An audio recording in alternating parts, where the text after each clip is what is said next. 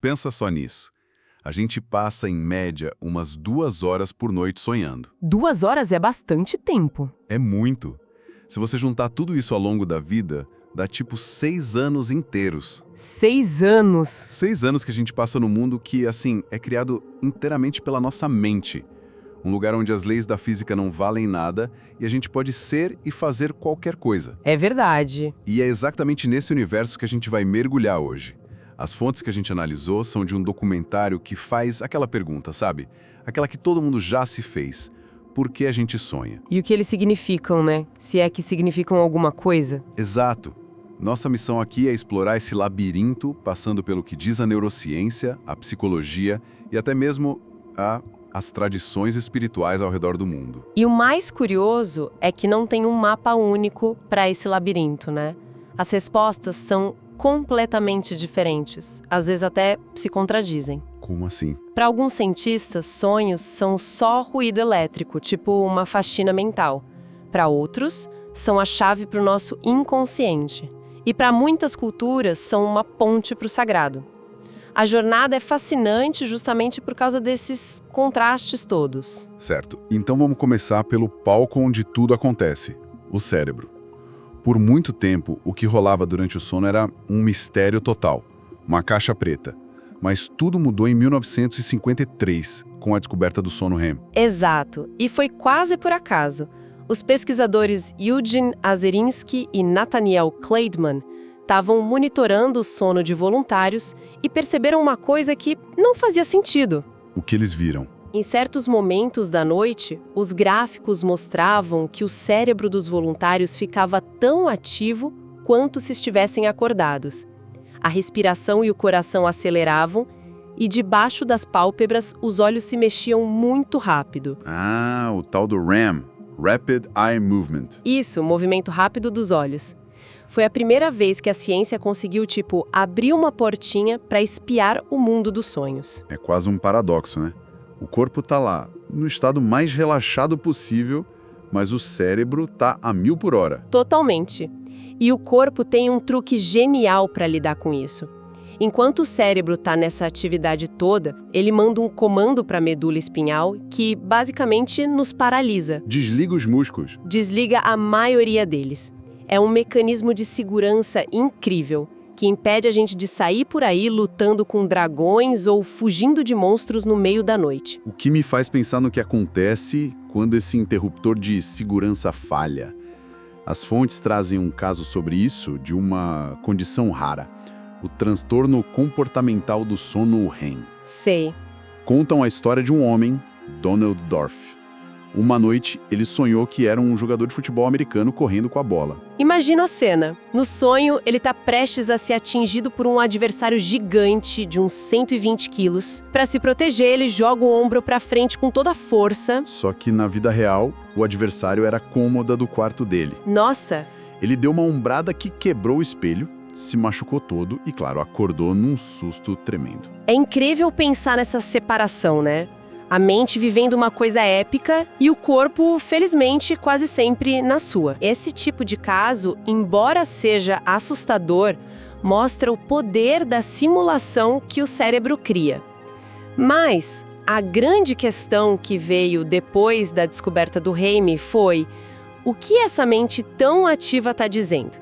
E quem tentou responder isso de forma mais ousada foi o Sigmund Freud. Sim, em 1900 ele lança A Interpretação dos Sonhos e meio que vira o jogo. A ideia dele de que os sonhos são a estrada real para o inconsciente é muito poderosa. Aham. Ele propôs que nossos sonhos são, no fundo, a realização de desejos que a gente reprime durante o dia. Impulsos, muitas vezes sexuais ou agressivos, que a sociedade não deixa a gente expressar. E se a gente pensa no contexto da época, a sociedade vitoriana, super reprimida, isso foi uma bomba. Freud estava basicamente dizendo que todo mundo tem um porão cheio de desejos secretos e que os sonhos são a única fresta para a gente espiar lá dentro. Mas o colega dele, o Carl Jung, achou essa explicação um pouco limitada, né? Exato. Ele achava que não era só sobre desejo reprimido. Pois é. Jung foi além. Ele propôs a ideia de um inconsciente coletivo. Não só o nosso porão pessoal de memórias, mas um oceano compartilhado por toda a humanidade cheio de símbolos universais. Os arquétipos. Os arquétipos, exato. Para Jung, os sonhos não eram só sobre o que a gente reprime, mas sobre como a gente se conecta com essa herança humana para se tornar uma pessoa mais completa, unindo o consciente e o inconsciente. E essa teoria toda nasceu, ironicamente, de um sonho que ele mesmo teve. Um sonho muito, muito vívido. Ele se viu numa casa que ele reconhecia como sua, mas nunca tinha visto. O andar de cima era elegante, do século XVIII. Mas conforme ele descia, Cada andar ficava mais antigo, uma viagem no tempo dentro da própria mente. exatamente. O andar de baixo era medieval. Depois ele achou uma adega da Roma antiga. E no fundo de tudo, uma escada o levou a uma caverna pré-histórica com crânios e ossos. Uau! Ele acordou e entendeu na hora que a casa era uma metáfora da psique humana. Começando com o nosso ego civilizado lá no topo e descendo até as nossas raízes mais primitivas e universais. É uma imagem muito forte. É uma metáfora visual perfeita. Mas assim, enquanto Freud e Jung buscavam o significado por trás das cortinas, uma outra corrente de pensamento, muito mais ligada à biologia, chegou para dizer que talvez não existisse cortina nenhuma. É uma visão bem radical, né? Quase desumanizadora do sonho. A ideia de que talvez seja só barulho. Aí a gente entra no campo do cérebro como máquina. Exato. Em 1983, o Francis Crick, o mesmo cara que ganhou o Nobel por descobrir a estrutura do DNA, disse que a gente sonha para esquecer. Para esquecer, a teoria dele, chamada de aprendizagem reversa, sugere que o cérebro é como um computador que, durante o dia, acumula muita informação inútil, sabe? Conexões neurais redundantes. O sonho seria o processo de limpeza, a lixeira sendo esvaziada para que o sistema não trave. Então, aquele sonho bizarro com o meu chefe usando um chapéu de abacaxi seria só o cérebro descartando uma conexão neural aleatória e sem importância? Exatamente. E essa ideia de que o sonho é um processo mecânico, quase sem sentido, foi levada a um extremo ainda maior nos anos 70 por Alan Hobson e Robert McCarley. Ah, sim. A teoria do gerador de sonhos. Isso. Eles disseram que tudo começa numa parte bem primitiva do cérebro, a ponte. Durante o sono REM, essa área dispara sinais elétricos de forma completamente aleatória. Como se fossem fogos de artifício sem um plano. Perfeito. E esses sinais caóticos sobem para o córtex, a parte mais evoluída do cérebro, que adora uma lógica, uma narrativa. O córtex recebe essa avalanche de imagens e emoções desconexas e tenta desesperadamente costurar tudo numa história. É como receber as palavras elefante, terça-feira e gravidade e ser forçado a criar uma frase. Exato. O resultado é, por natureza, bizarro. Por isso, Hobson chegou a dizer que tentar interpretar sonhos é uma missão de tolo. Missão de tolo. É uma afirmação que joga um balde de água fria em séculos de busca por significado. Mas se fosse só isso, só ruído elétrico, como explicar o impacto emocional profundo que alguns sonhos têm? Pois é. Aquela sensação de que eles realmente significam algo, que mudam a nossa vida. E as fontes trazem exemplos poderosos que desafiam diretamente essa visão mais cética. Sim, como a história de William Dement, um dos pioneiros da pesquisa do sono. Ele era um fumante inveterado, fumava há anos. Uma noite ele teve um sonho terrivelmente real. Sei. Ele viu um raio-x do próprio pulmão, e o pulmão estava completamente tomado por um câncer. No sonho, ele sentia a dor, o desespero, a certeza de que a vida dele tinha acabado. Ele acordou suando, com o coração na boca. E o alívio de perceber que era só um sonho deve ter sido transformador. Ele sentiu que tinha recebido uma segunda chance. Naquele dia, ele parou de fumar e nunca mais tocou no cigarro. Dá para dizer que o sonho salvou a vida dele. E como é que se encaixa isso na teoria da lixeira mental? Não encaixa, né? Não se encaixa. É por isso que outros pesquisadores, como Milton Kramer, propuseram uma terceira via. Ele via os sonhos como um termostato emocional. Um termostato. Isso. A função dele seria regular o nosso humor, processar as emoções do dia para que a gente acorde mais equilibrado. Ele conta o caso de um paciente que, depois de perder muito dinheiro, sonhou que estava numa mesa de Natal farta, mas o peru já tinha sido comido, só restava a carcaça. Nossa. E o sentimento era de profunda insatisfação, o que permitiu que ele processasse essa emoção durante a noite. Mas e quando esse termostato quebra? Porque para algumas pessoas o sonho não alivia, ele perpetua a dor. As fontes trazem o caso de Tim Cliberson, um veterano da Guerra do Vietnã. Sim, um caso bem pesado. Décadas depois, ele ainda sofre de estresse pós-traumático. E os sonhos são um gatilho. Todas as noites. Ele tem pesadelos recorrentes com o momento em que o amigo dele, o Tom, morreu nos braços dele. Para ele, o sonho não processa o trauma, ele o revive. Exato. A guerra nunca acaba porque toda noite ele volta para lá. É a prova de que essa função de cura pode falhar catastroficamente. E isso nos leva à pesquisa de Rosalind Cartwright, que focou exatamente em como sonhos nos ajudam a lidar com crises. Divórcio, a perda de alguém. E o que ela descobriu? Que as pessoas que prestam atenção aos seus sonhos tendem a se recuperar mais rápido. E ela viveu isso na pele da forma mais devastadora possível. A história dela é de arrepiar. A filha dela, de 28 anos, morreu subitamente. Sim.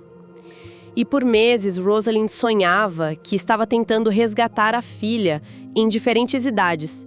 Criança, adolescente, sonhos de angústia, de fracasso. Até que uma noite, ela sonhou que estava numa convenção e encontrou a filha, já adulta. No sonho, a Rosalind disse: "Christine, eu pensei que você estivesse morta." E a filha respondeu: "Eu tô. Eu só vim ficar com você até você se acostumar com a ideia." Nossa, só vim ficar com você até você se acostumar com a ideia. Isso vai muito além de um termóstato emocional. Totalmente. Parece uma intervenção direta da psique para curar si mesma. Foi o que ela sentiu. Aquele sonho foi o fim dos pesadelos, foi um sonho de aceitação. Incrível. Isso mostra que a experiência do sonho é tão pessoal que talvez as explicações científicas ou psicológicas sejam só parte da história, o que abre a porta para como outras culturas enxergam tudo isso. Exato. Saímos do laboratório do divã e vamos para um terreno completamente diferente. Para os aborígenes australianos, por exemplo, os sonhos não são sobre o nosso inconsciente pessoal. Não mesmo. São sobre a própria criação do mundo.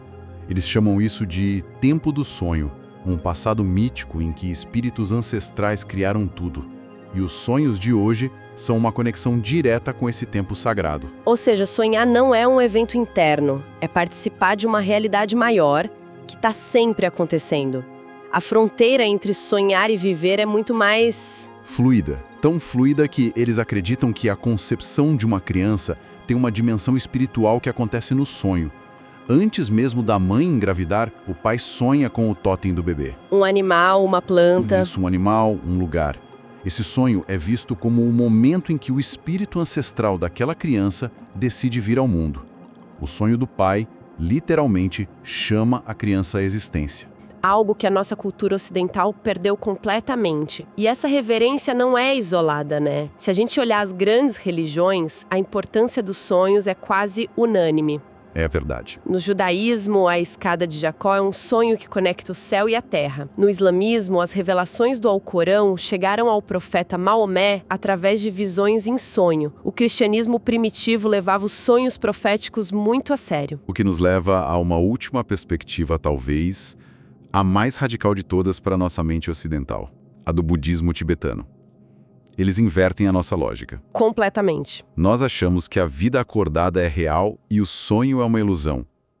Para eles, a vida acordada também é uma ilusão, muito parecida com o sonho.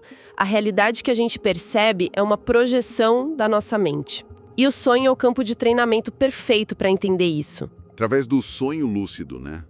A prática de ficar consciente de que se está sonhando dentro do próprio sonho. Exatamente. Se você consegue, no meio de um sonho, perceber, opa, isso é um sonho, E até mesmo alterar o que acontece, você está dando um passo fundamental para entender a natureza ilusória da própria realidade e, assim, se aproximar da iluminação. As fontes contam a história de Tenzin Rinpoche, um mestre tibetano. Um ano após a morte da mãe dele, ele teve um sonho lúcido em que a encontrava. Ela parecia triste e pedia um santuário.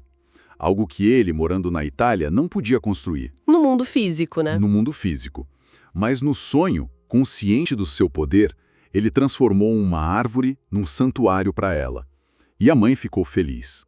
Para ele, a ação no sonho foi tão real e terapêutica quanto qualquer ação no mundo da vigília. O que, no final, força a gente a questionar o que é real, afinal. Pois é. Então, essa jornada nos levou de um extremo ao outro. Começamos com os circuitos elétricos do cérebro, a paralisia do sono REM, fomos para o porão secreto de Freud e o oceano coletivo de Jung. Passamos pelo ceticismo frio da ciência, que vê sonhos como lixo mental. E então mergulhamos em histórias de cura, trauma e, por fim, em visões de mundo onde sonhar é se conectar com o sagrado. E se a gente conectar todos esses pontos? O que emerge é que não importa qual teoria você escolha, os sonhos são uma das criações mais complexas e misteriosas da experiência humana. Podem ser um mecanismo de sobrevivência, um terapeuta noturno, um portal pro divino, ou simplesmente um cinema particular bizarro. Ou tudo isso ao mesmo tempo. Talvez sejam tudo isso ao mesmo tempo. Tem uma frase nas fontes que eu acho que captura essa ambiguidade perfeitamente. Os sonhos são reais enquanto duram. Podemos dizer mais da vida. É a citação perfeita e ela nos deixa com uma última pergunta para pensar, uma provocação final.